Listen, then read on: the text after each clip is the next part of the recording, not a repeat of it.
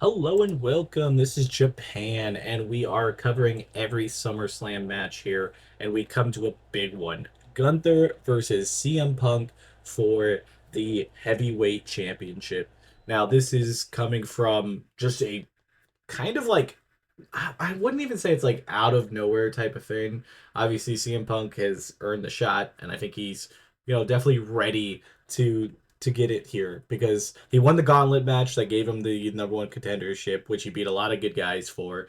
And I feel like this is the time that if you're ever gonna pull the time on CM Punk, this is it. I feel like this was kind of the feeling that they were gonna probably do this at some point anyways. I feel like CM Punk obviously wanted to do the John Cena match, and I think he was going to be destined to get this title because he is the ultimate person for Seth Rollins to cash in on. I know that's kind of an end goal, and it might be long down the line, but CM Punk could have a nice title reign. I mean, he's great on the mic. His wrestling is very on par to most of this main event scene, and this is the person to do it against is Gunther because Gunther's a mega heel. He's had a title for so long in his career.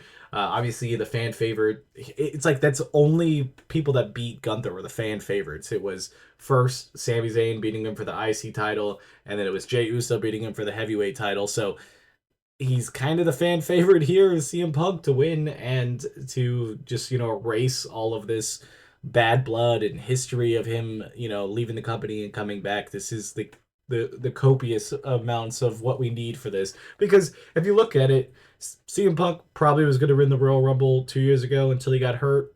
That's probably almost a guaranteed. Last year, he was obviously like even if you looked at the documentary, he was pretty much him and Cena were the chances of being the winner there. I think he would have won there and he would have won the title probably at WrestleMania. So like there's so many times that it's CM Punk is right there in that thing circling the water. And I think this is what it is. I think he went to Saudi to do the John Cena thing, which I know he was very against going there. And I think that was his payment basically. It was like if he does this for the company and gives John Cena his, farewell win and stuff and breaks that tiebreaker that they have, then they do this. And plus technically we were thinking that that was going to be the last match, but if they both hold on to perf, it could be John Cena versus him, champion versus champion, and that would be also another way to retie up the series. So there's a lot of good stuff that comes from this in the long run. So I feel like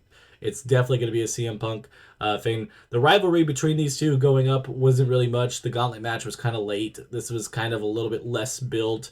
They kind of talked back and forth, kind of making each other speechless. I really, it's been solid work. It's not much of anything because Gunther kind of has the same go of things of this being like he's the best and he'll do the best, and CM Punk is the same thing. I'm the best in the world, so it's like they're arguing the exact same point of like, but for each other or for themselves to each other. That's a better way of saying it.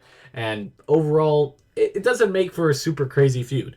Obviously, we don't need deep story in a lot of these feuds altogether because there's so many that have good narrative threads that just because we have one or two that might not be up to par compared to the other ones, it's not a big thing. This is a good match to have because if you look at it either way, if Gunther wins here, that's a big thing to put under his belt that he beat CM Punk, and that's just another thing. I think Gunther loses the title here because I think at some point he's going to face Cena, and I think there's going to be a lot of stuff in the future in the next year for him that he's going to get by doing the job here.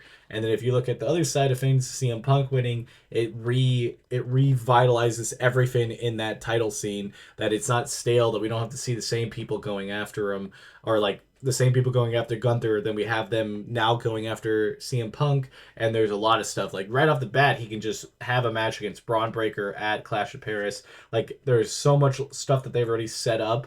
Not to mention, like even at one point, Roman could turn on it. Like there is just a multitude of stuff that the summer of Punk, even though it's kind of late in the summer, can happen here, and I think it would be phenomenal for them to do here. And so it's just I just can't see them not letting him win, and this whole like feud is just that's the boiling point of it.